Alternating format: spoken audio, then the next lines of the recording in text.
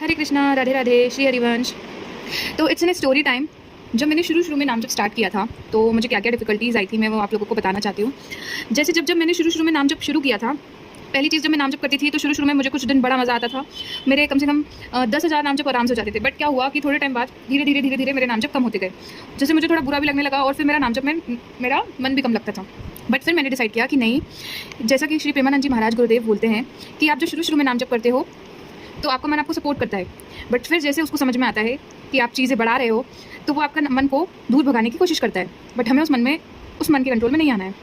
हमें राधा नाम का और ज़्यादा उच्चारण करना है। जितनी बार आपके मन में ऐसा आता है कि आपको राधे नाम जप करने में डिफिकल्टीज आ रही है, आपका मन इधर उधर भाग रहा है, आप नहीं कर पा रहे हैं, आपके मन में कुछ अजीब से विचार आ रहे हैं जो कि यूजुअली आप कुछ और काम करते हो तो नहीं आते, तो ये जो आपके पुराने जन्म के कुछ कर्म हैं, ठीक है, आपके जो पुराने जन्म के कुछ कर्म हैं उसके कारण भी हो सकता है कि आपने कुछ पाप किए हैं, उस कारण भी हो सकता है। इसलिए जितना हो सके आप, मैं अपना पर्सनल एक्सपीरियंस बताती हूँ। स्टार्टिंग में मुझे बहुत डिफिकल्टीज आती थी, लेकिन अब मुझे कोई फर्क नहीं पड़ता। अब मेरा दिमाग एकदम स्थिर हो चुका है क्योंकि मैंने इतना अपने आप को उस चीज़ की हैबिट लगाई है।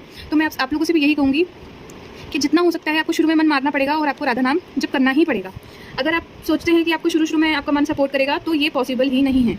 आप जितना चाहें उतनी कोशिश करें, अपने मन को मारें।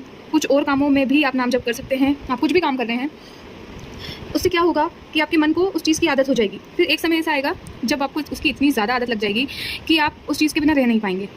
ठीक है, इसलिए नाम जप करते रहिए और हमेशा खुश रहिए। हरे कृष्णा, श्री हरिवंश।